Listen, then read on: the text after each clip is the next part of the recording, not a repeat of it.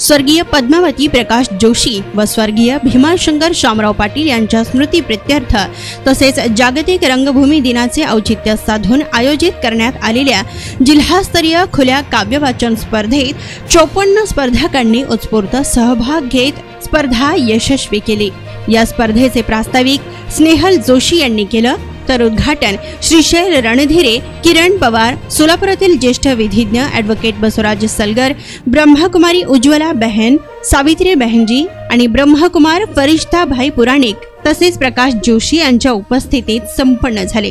यावेळी उद्घाटक ॲडव्होकेट बसवराज सलगर यांनी अशा स्पर्धा आयोजित करणे या काळाची गरज असल्याचं सांगितलं, तर ब्रह्मकुमारी उज्ज्वला बहनजी यांनी यांत्रिकीकरण आणि मोबाईलचा अतिवापर होत असलेल्या या काळात अशा संवेदनशील कलाविष्काराची गरज असल्याचे मत व्यक्त केले।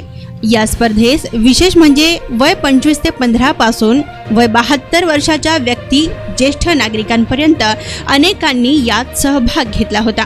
दरम्यान कवी मंगेश पाडगावकर, कवी सुरेश भट, कवयित्री शांता शेळके, वैभव जोशी, विंदा करंदीकर, बहिणाबाई चौधरी अशा दिग्गज कवी व कवयित्रींबरोबर अनेकांनी स्वलिखित कविता सादर केल्या। तर असे जगावे दुनियेमध्ये दुःख अडवायला उंबरासारखा, इतकेच मला जाताना सरणावर कळले होते। शाळेत असताना मीही एकदा प्रेम म्हणजे प्रेम असतं, अशा अनेक रचनांना रसिकांनी टाळ्यांची दाद देत उत्साहाचे रंग भरले। या स्पर्धेचे परीक्षण प्राध्यापक डॉक्टर मीरा शेंडगे, संदीप जाधव, सागर अचलकर यांनी केलं, तर या स्पर्धेत वस्तुतः केवळ 5 पारितोषिके नियोजित होती, परंतु स्पर्धकांचे काव्यवाचन स्पर्धा अटीतटीची झाल्याने बक्षिसांची संख्या 5 ऐवजी 8 अशी करावी लागली। रात्री उशिरापर्यंत चालणाऱ्या या स्पर्धेतील सर्व विजेत्यांना बक्षिसे देऊन गौरविण्यात आली।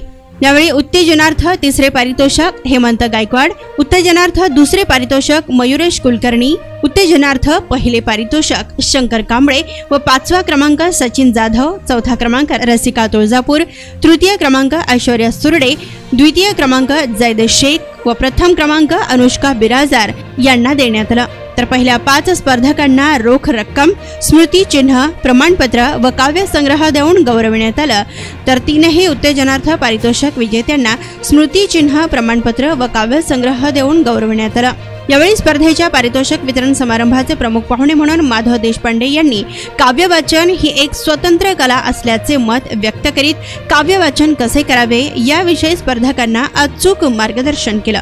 दरम्यान या प्रसंगी स्पर्धेचे स्पर्धा समन्वयक यश क्षीरसागर, आयुष लोकरे यांचाही सत्कार करण्यात आला। तर या प्रसंगी अनेक मान्यवरांनी या स्पर्धेचे नेटके व दर्जेदार आयोजन केल्याबद्दल स्पर्धा प्रमुख बळवंत जोशी, वैभव पाटील यांचे कौतुक केले। ही स्पर्धा यशस्वी करण्यासाठी ओंकार साठे, किरण लोंढे, केदार देशमुख, वाणी गंगुल यांसह अस्तित्व मेकर्स फाउंडेशनच्या सदस्यांनी परिश्रम घेतला। तर यावेळी सर्व सहभागी स्पर्धकांना सहभाग प्रमाणपत्रही देण्यात आले होते। तर या स्पर्धेचे आभार स्पर्धा प्रमुख बळवंत जोशी यांनी केलं।